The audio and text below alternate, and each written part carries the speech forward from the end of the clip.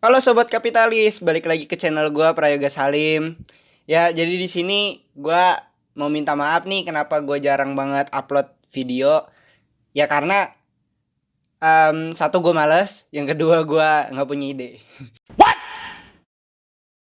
What the fuck? Nah, kebetulan nih gua kemarin lagi searching tentang kisah-kisah imperium terbesar. Nah, terus gua nemuin nih imperium terbesar di dunia rupanya ditulis di web itu Britania Raya. Tapi bukan gua namanya kalau tidak bisa mendebat. Jadi gue ingin membawa nih beberapa argumen kenapa kekaisaran yang paling besar atau imperium yang paling besar itu adalah Imperium Mongolia. Sebelum itu tolong di subscribe dulu channel ini agar si pemilik channel ini dan timnya bisa makan KFC tiap hari kayak Reza Arab. Oke, lanjut ke pembahasan. Kekaisaran Mongolia atau Mongol Horde adalah kekaisaran dari bangsa nomaden yang dibangun oleh Temujin atau lebih kita kenal dengan Genghis Khan. Mongolia awalnya terbagi atas suku-suku yang dipimpin oleh para Khan dan berada di utara daratan China. Daerah ini dibatasi oleh tembok raksasa China sebagai pelindung dari serangan-serangan bangsa Mongol.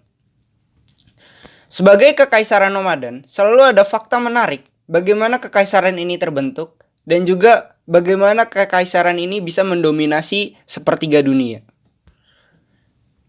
Yang pertama, Mongol awalnya bukan suatu negara.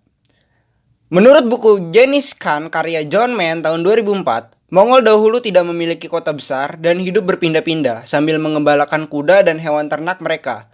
Oleh sebab itu, kebangkitan bangsa Mongol menginvasi wilayah lain yang memiliki peradaban lebih tinggi adalah pencapaian yang sangat besar. Yang kedua, Mongolia melawan bangsa superpower. Nah, berbeda nih dengan Imperium Britania Raya, USSR, dan lain-lain yang mengkolonialisasi wilayah yang lebih lemah dari mereka, Mongol berhasil mengalahkan negara-negara adikuasa di sekitarnya.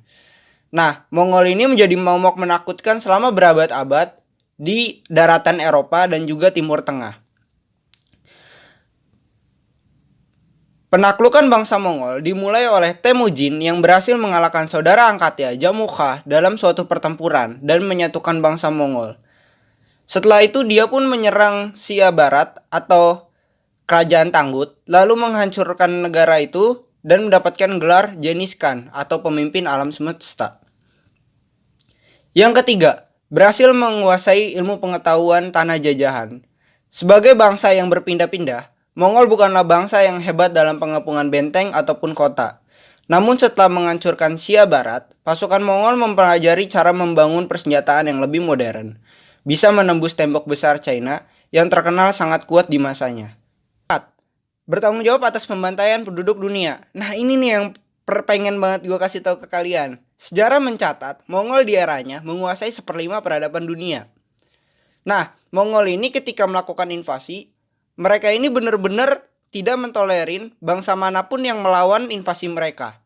Sejarah mencatat, mereka membunuh 60-70 juta jiwa dan juga menghancurkan ibu kota kekhalifahan Islam saat itu di Baghdad yang sekurang-kurangnya membunuh 2 juta muslim.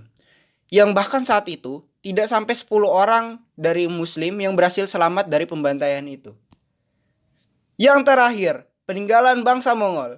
Nah, ini nih yang bikin gue kesulitan sebenarnya. Peninggalan kekaisaran Mongol ini berbeda loh dengan kekaisaran-kekaisaran lainnya.